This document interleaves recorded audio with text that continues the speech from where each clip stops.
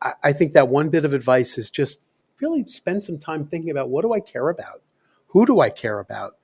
And how do I go forward as strongly as possible, knowing that it's not a straight line, because life isn't a straight line.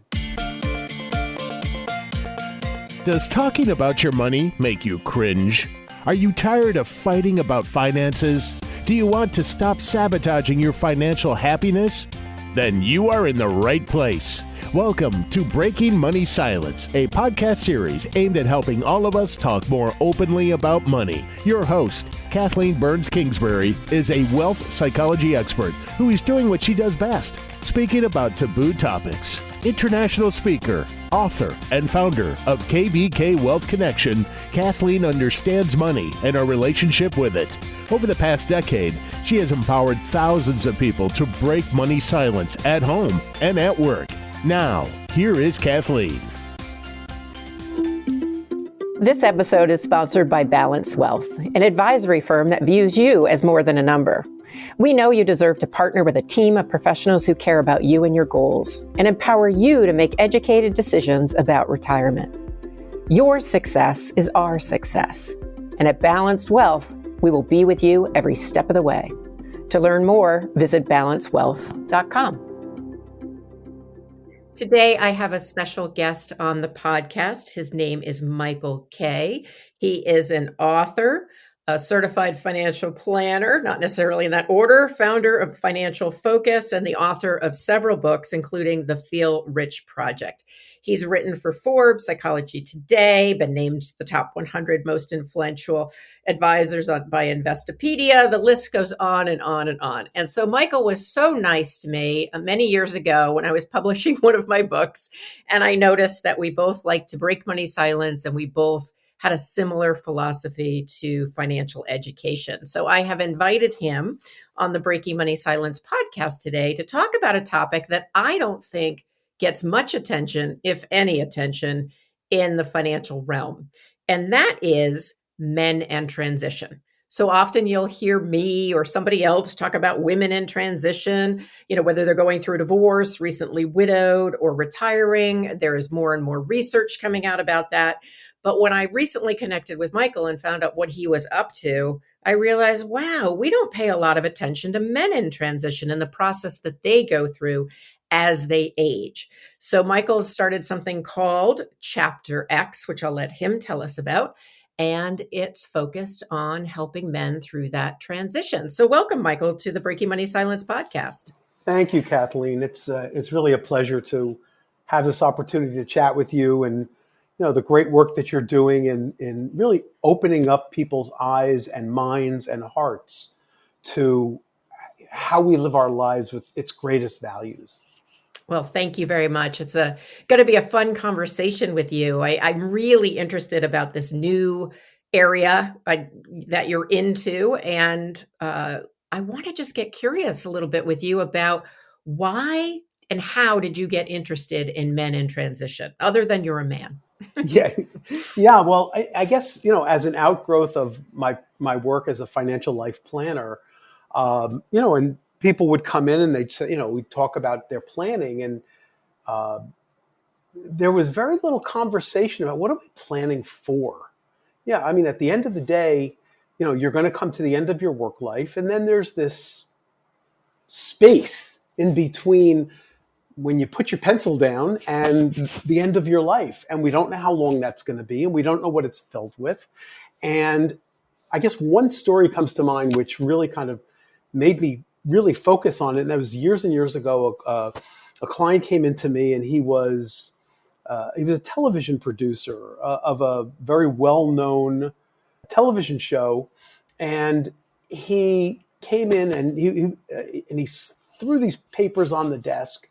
And he says, I can't take it anymore. I need to know if I can, if I have enough to retire. And in this stack of papers was his director's pension, which had the bulk of his wealth. And I took the papers and I kind of gathered them up and I ordered them and I turned them over and I pushed them to the side of the table. And he looks at me like, what are you doing? I said, well, before I tell you whether you can retire, tell me, have you thought about what does your life look like after you retire? What are you going to do with your life? You're not going to chase your wife around the house all day. What's going to make your life? What's going to get you out of bed in the morning? So I said, because until we understand that, how can I tell you whether you have enough? If you tell me you're going to travel, well, what does that mean? You're going to take the bus to Bear Mountain, or you're going to take the Queen Mary around the world? They're both travel, but they have different price tags. So what is it for you and for your wife that is important? And he gave me that, everyone knows the expression, the deer in the headlights. Well, he was the prototypical deer in the headlights. And he looked at me with this blank expression and he said, I have no idea. And I said, well, then you really, it doesn't matter what you have on this page until you have had the time to really think about it. You can't retire. You need to have some level of understanding. And he nods his head, and I get up and go. He's getting ready to leave, and I go to shake his hand, and he puts his arms around me, and he gives me a hug. And this was not a hugging man. Yep. And he looks at me and goes, thank you. He goes, this was the most important conversation I've ever had. And it really drove home the importance that, like, as we go from one stage to the next, we have to redefine who we are, why we are, and what our purpose is. I think, it's interesting to me. So it came from, working with your clients and the way in which you work, being a planner, having these conversations and really having this impactful conversation with one of your clients. And so what is interesting to me is that we often in the field, especially given my specialty in the financial services field, talk a lot about women in transition and the fact that women are overlooked in our financial services industry. And all of that is true. And by no means has that gone away. But I don't hear the conversation that you're bringing to the table, and maybe I'm just not invited to the right events, of men in transition beyond, do you have enough to retire? Do you have any sense of why we've skipped over that conversation or why we're not going there? Yeah, I think I do. And it's because men are, it's really challenging to invite men to go deep, because this is not a surface conversation. This is really deep-rooted stuff. So think about, and I'll say a typical guy, if such a thing exists, from a young age being taught or shown by their father to, you got to succeed, you got to work hard, you got to be better than the other guy, you've got to crawl over, destroy the opposition. It's very me versus you type of training, that, you're in competition with all these other people who want your slot, and, this seek and destroy me. It's very martial. There's not a lot of space in there for, hugs and hearts and flowers, about socialization, about having deep, vulnerable conversation. And that, I think, men can't show vulnerability. They can't show that because that's weakness. And if you're weak, you're going to get stepped on, stepped over, and skipped over, and demolished by the competition. So the level of socialization is very different. Men haven't been given permission to approach their life other than this idea of success.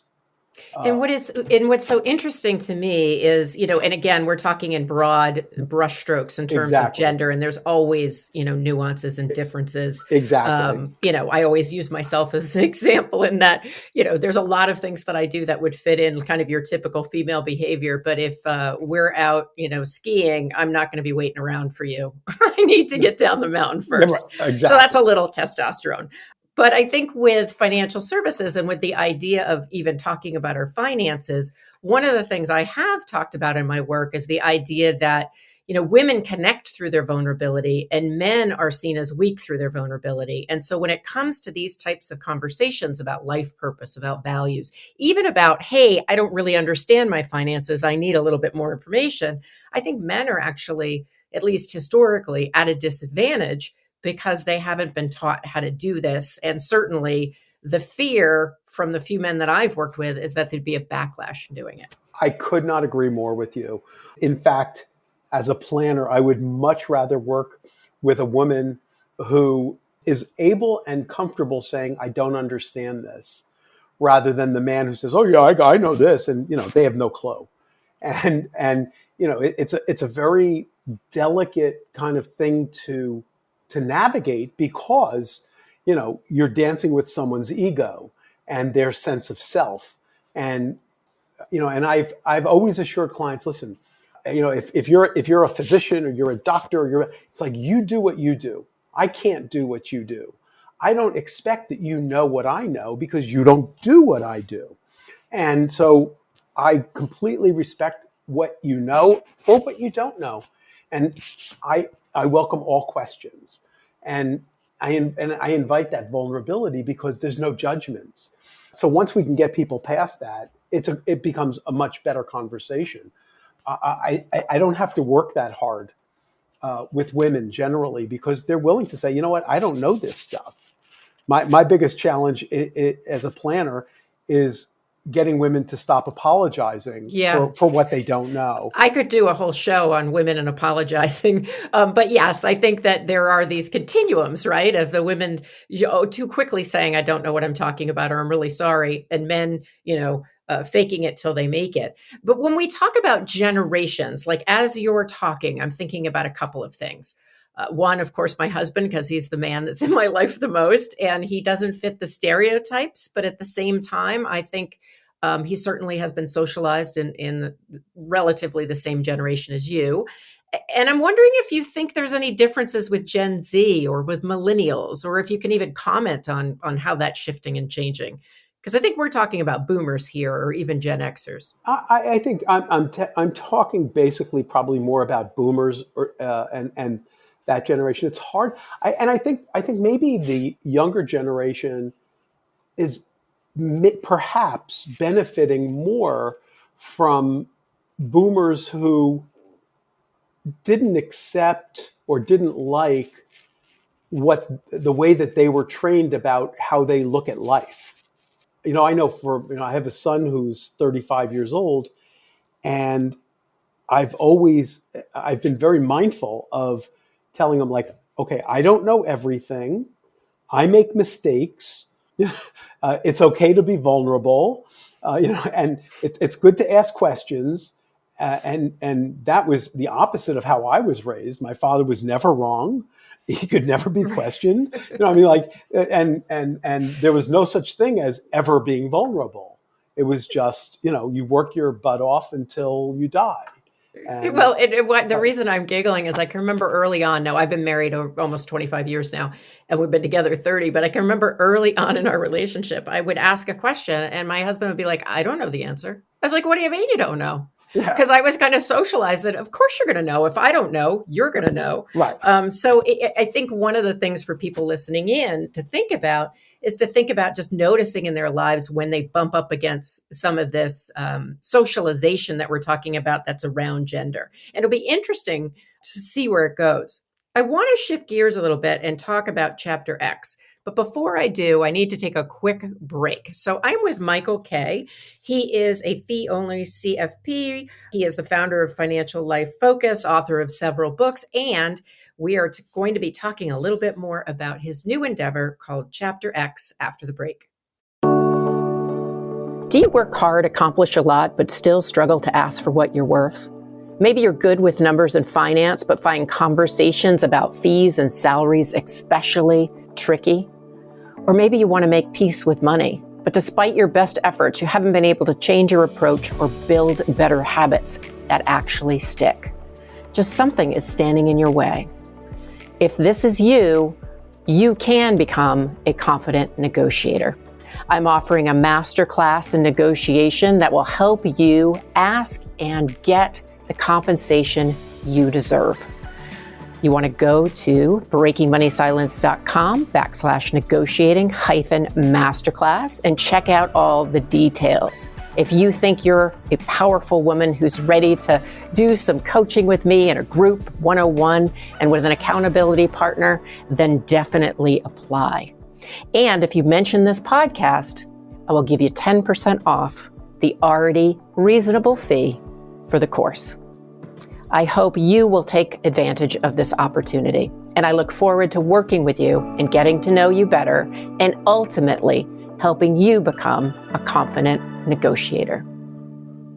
I am back here with my friend and colleague, Michael K. We are going to talk about his latest work, and that is Chapter X. So tell me a little bit about what Chapter X is, why it's called Chapter X. I have a guess, but I'm not sure. And then we'll delve into how this transition may be similar or different for men than women.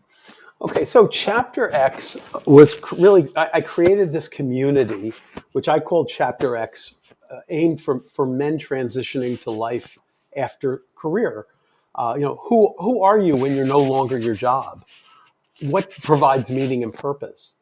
And I got I took the name from, my days. I remember back to my days in high school trying to learn algebra, which I never did, and it was always solve for X. So excellent. That is not what I thought it was. Yeah, it was always solving for X. So we have to solve for who we become when we're no longer working. And I think we shared this, is that as of January 1st, I have transferred ownership of Financial Life Focus to my partner, Jeremy Levin, who is 39 years old, young, brilliant, very, very, very extremely capable. And I am in this transition myself. And while I am still involved with clients and the firm, I no longer own the firm. It's no longer my space. It's just something I founded and created. But, there's a crisis there of definition. And there was a wonderful, I interviewed this person, his name is Bruce Feiler, who wrote a book called Life is in the Transitions. And it's a brilliant work. And, he talked about this period of time between, the something ending and something else beginning, is this messy middle of kind of figuring out, where do we go from here? And I've been writing nonstop about Chapter X and preparing for, and what makes it wonderful, what challenges health and fitness and relationships and all these other things. But now I'm in it up to my hips personally, and it's a challenge. And I've always noted in my clients that women, when it comes to transitions, especially this transition, seem to do it a whole lot better than their male counterparts. So, one of the things, I'm just going to jump in here. One of the things I heard about on NPR a couple of years ago was some report about men and socialization, and the fact that men typically, and we're talking the boomer generation, have, as they get married and they have kids and they get older and older, have fewer and fewer social contacts, where on average women have more. And so that makes it a little bit difficult, or maybe a lot difficult, when you're transitioning to retirement.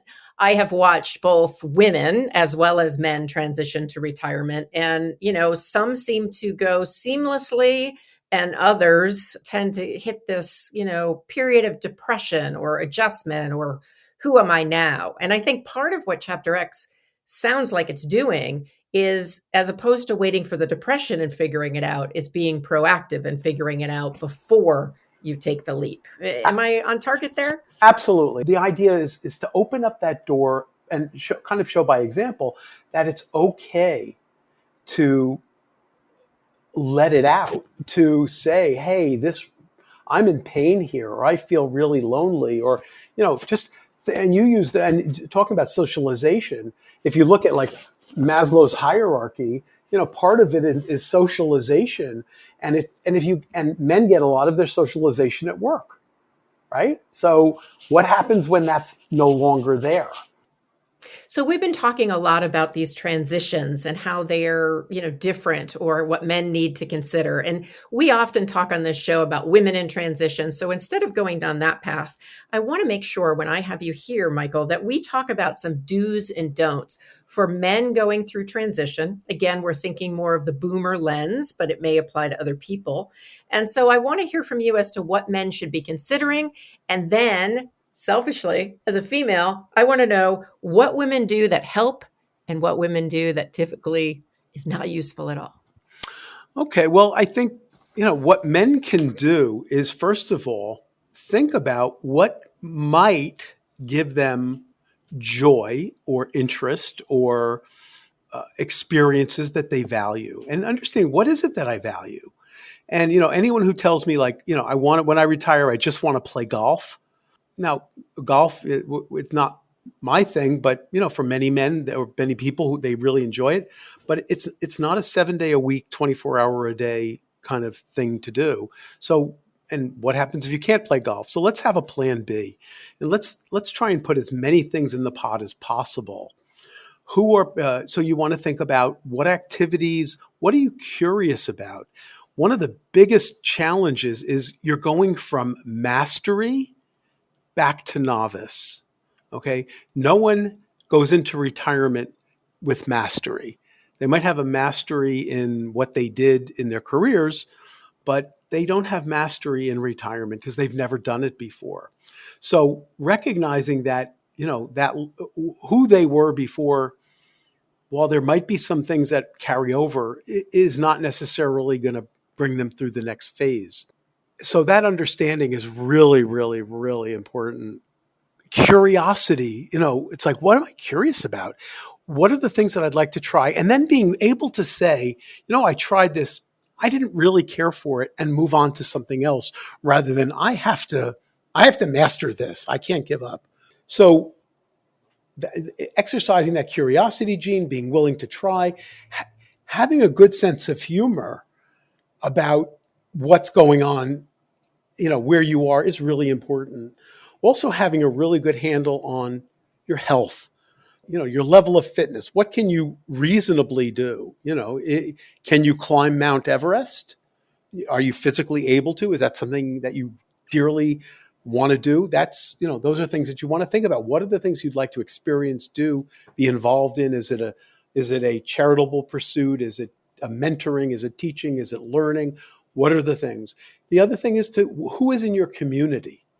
And community, and all the studies have proven beyond a shadow of a doubt that being a part of a community is so important. So if you don't have a community, you need to build one. And you need to find people with whom you have commonality, who are interesting, meaningful, who you care about, your family, your friends, things like that. I think like the Wheel of Life exercise is a really great place to start, to think about those things. And so, Michael, say a little bit, because I know what the Wheel of Life is, but I'm not sure all our listeners will. So say what the Wheel of Life is, because Sure. I think that's a good point. Yeah, so the Wheel of Life is an exercise. It looks like a wheel and has various spokes that have things like home, finances, community, spiritual pursuits, leisure activities, there's different segments of it. And what you do is you go through and you kind of rate where you are versus what you really want. And then you can use that kind of to focus in on, what do I really want to do? Is learning important to you? Is, community important to you? What are those things that are important to you? And if anyone's interested and they can contact me, I'm happy to send them out a Wheel of Life exercise for them to look at. Oh, excellent. We'll put a link in the show notes to that. That's very nice of you. Sure. And your last question had to do with how can women? Yes, I want to know how women mess up is really the bottom line, because I think that we do a great job most of the time. But I also know from my husband, my father, and my male friends that sometimes we don't do a great job. So what are some of the things that men say, oh, I wish my wife, or I wish my mother, or I wish my sister wouldn't do this? Well, I think I think one of the essential issues is men would much prefer that women could read their minds, and the Women realization. would like that too. Right, right. But men would like that so that they don't have to work. They don't have to actually communicate it. Ah, Right. There's a difference between being able to say, I really feel horrible, or I really feel depressed, or I really feel disjointed, or whatever it is. And, if you're this strong, invulnerable, invincible man, then, it's really might be really hard to actually verbalize that. So the thing is I think for women is to be able to approach conversation in a way that's non-judgmental, that's asking good, clarifying, open-ended questions that don't create too much stress, and don't create too much stress, and go gently. I know that, maybe recognizing the fact that that this can be a challenging time, or maybe sending an article, or here's one: sign them up for Chapter X blogs that talk about these things. And again, there's not like a fee thing or anything. We invite anyone to sign up and get my blogs or the podcast or things, and just use that maybe as ways to open up conversation. So that's really the key, is being able to communicate how you feel. And some men, I guess, are good at it. Some are really terrible at it, at being able to say, I really feel bad. I know, like my wife is saying to me, like, I know you're struggling. And it's like, I don't want to talk about it right now. It's like, maybe I'll talk about it later, but right now I really don't want to talk about it. But it's just, at least I knew that she knew that I was, just in a rocky place. So, right. yeah. No, I think what you're saying is so true, because I think that in our desire to help, many women will continue to kind of expect the pace to be a little quicker. And what I know, I encourage people that I work with on communication, many of them men, is that you need to give the other person some time to process. And my processing level might be, or speed may be, quite different than the other person's. And so there's so much to talk about with Chapter X. I encourage everybody to sign up. I'm going to sign up even though I'm not a man in transition, because I want to learn more about this. But I want to make sure, Michael, you leave us with one piece of advice. And I know this isn't easy, but if you had to say one thing you want listeners to be thinking about, or an action to take, what would it be? I guess the thing that kind of resonates most clearly for me is the idea of just spending time thinking about what you really value. And if you can align your values with your actions, you say, okay, well, why do I value this? And what can I do that aligns with that? Am I a learner? Will taking classes or courses be fulfilling for me? Then, sign up for a class. Will learning how to cook be something that has it, whatever it is that that you might have interest in, and go easy with yourself. So I think this is a process that maybe for some is very, very simple. For many, it's really, really hard. I think that one bit of advice is just really spend some time thinking about, what do I care about? Who do I care about? And how do I go forward as strongly as possible, knowing that it's not a straight line, because life isn't a straight line. Yeah, no, I think that's great advice. And so we will again include all the things that you mentioned. We'll include links to the book, to your blog, to Chapter X in general. But if someone wanted to reach out to you directly, what's the best place for them to do that? Well, they can find information about Chapter X and contact me through the website, which is www.michael, Michael, F as in Frank, Kay.com. All one word, no spaces. And in it are all the blogs, are all the podcasts, which are also on Apple and Spotify and whatever. But I really, and I do have many women who are subscribers, And some of the notes that I get from them is, that it's been helpful for them in terms of bringing information to the men in their lives. So it's an interesting part in life.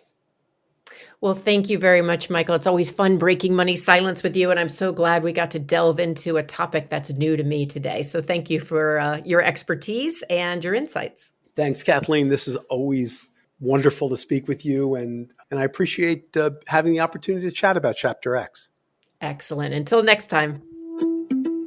This episode is sponsored by Balance Wealth, an advisory firm that views you as more than a number. We know you deserve to partner with a team of professionals who care about you and your goals and empower you to make educated decisions about retirement. Your success is our success. And at Balanced Wealth, we will be with you every step of the way. To learn more, visit balancewealth.com. Thank you for listening to Breaking Money Silence, hosted by Kathleen Burns Kingsbury, a wealth psychology expert, author, and founder of KBK Wealth Connection. If you like what you heard today, be sure to subscribe on iTunes or your favorite podcast app and leave a review. Also, share this episode with your friends and family. It is a great way to get the conversation started. For more money talk tips and information, or to hire Kathleen to speak at your next event, go to www.breakingmoneysilence.com.